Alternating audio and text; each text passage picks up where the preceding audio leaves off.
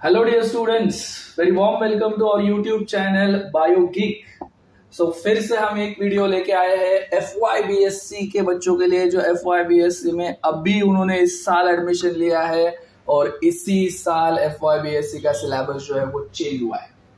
ठीक है, NEP 2024 जो NEP 2020 थी तो उसका सिलेबस वो जो है इस साल आया हुआ है। तो हमने आपके लिए दिए हैं क्वेश्चन बैंक कि आपकी जो एग्जाम है दिवाली के बाद उसमें किस तरीके से क्वेश्चन आ सकते हैं, किस तरीके से आ सकते हैं। हमने आपके लिए पेपर प्रिडिक्ट कर दिया है और अब देखिए आज हम डिस्कस करने वाले हैं एक दूसरा पेपर जो होगा जूलॉजी का SEC skill enhancement course. Zoology के लिए बच्चों के लिए बहुत इंपॉर्टेंट है। उनका SEC जो है वो है वर्मी कल्चर मैनेजमेंट। आपने एग्जाम फॉर्म भरे हुए हैं, आपकी एग्जाम जो है वो दिवाली के बाद होने वाली है, नवंबर या दिसंबर में आपकी एग्जाम होगी।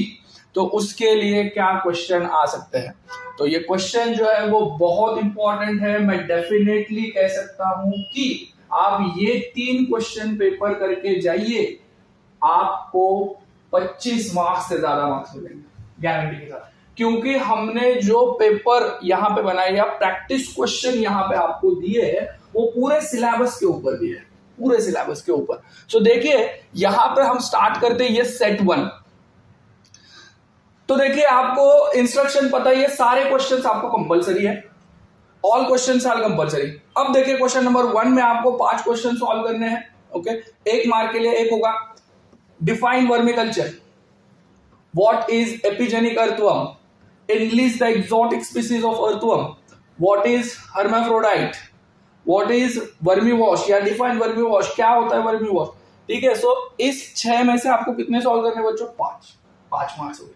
ठीक है, दूसरा देखो सेकंड ए में 2 क्वेश्चन है, 2 में से आपको कोई एक सॉल्व करना है।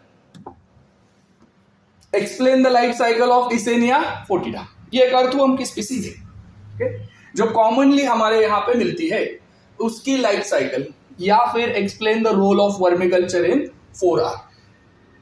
सिलेबस हर एक इसमें okay, reuse reduce. Okay, then describe the digestive system of Eudrilus eugeniae. Okay, ये भी दूसरी स्पीसीज है। ओके, इसकी क्या पूछी गई है? Digestive system. कॉमन ही है, अर्थवर्म एक ही है। ओके, स्पीसीज अलग अलग है पर डाइजेस्टिव सिस्टम एक ही होगी, रिप्रोडक्टिव सिस्टम एक ही होगी, अलग क्या होगा? ठीक है, बट आपको कंफ्यूज करने के लिए कुछ यहाँ पे सिर्फ ऐसा भी बोल सकते थे, describe the digestive system of earthworm, ऐसे भी तो बोल सकते थे। तो ये आपको स्पीसीज का नाम दिया है, घबराने की कोई जरूरत नहीं है, वही लिखना है।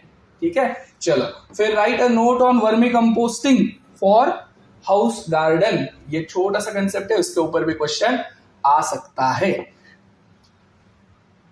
चलिए फिर आगे बात करते हैं क्वेश्चन नंबर 3A की। इसमें भी हमने 2 क्वेश्चन दिए, उसमें से एक आ सकता है।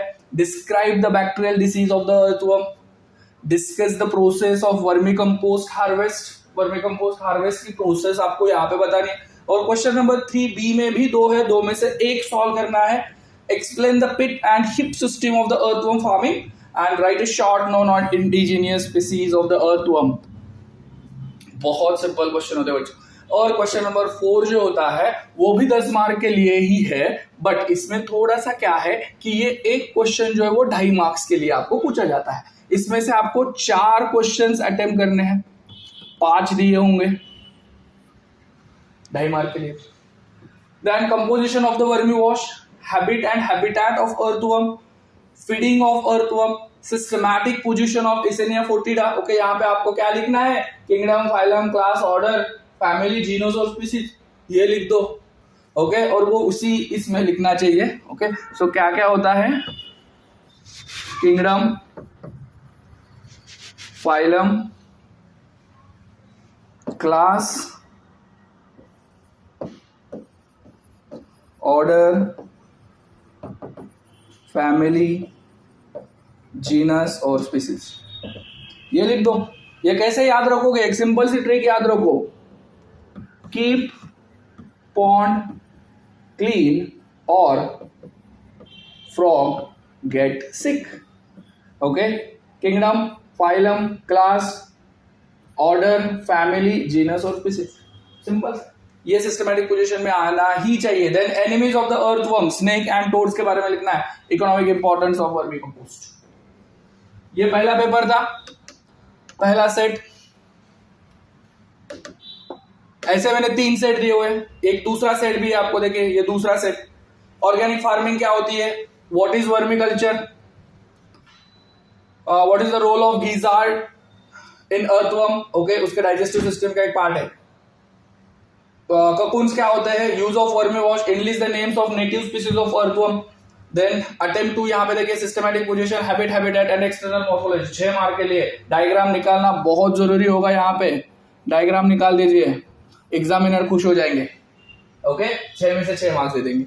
Then explain the earthworm of the farmers friend. Earthworm को हम क्या बोल रहे हैं, फार्मर्स फ्रेंड बोलते हैं ना, तो उसके बारे में लिखना है, और सच में होते हैं।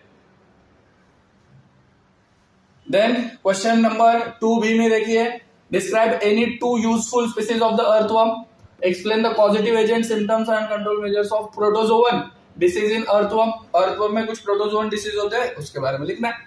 Then question number 3, describe the characteristic features of Eosina foetida and its role in vermiculture. Then explain the reproductive system of the earthworm. चलो फिर बाद में देखिए क्वेश्चन नंबर 3B में क्या आ सकता है, कुछ इस तरीके से, explain the steps involved in the setting of vermicompost system for the house garden. Then explain the brick system and the kadapa slab method in large scale vermicomposting. Question number 4 में फिर आपको 2.5 मार्क के लिए पूछा जा सकता है।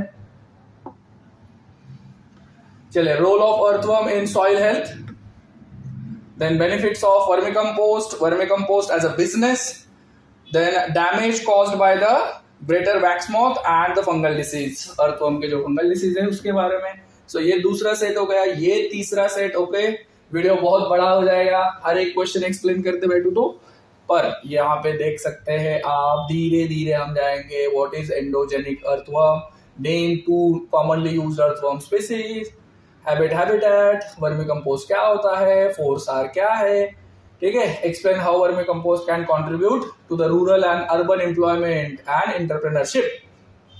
Explain the composition and uses of vermicompost, role of earthworm in soil fertility, explain the process and packaging of vermicompost. बहुत सिंपल क्वेश्चन है, ठीक है। ये वाले देखिए कुछ अलग से है, हर एक इसमें है, तो इसलिए पूरा का पूरा सेट जो है रेडी है।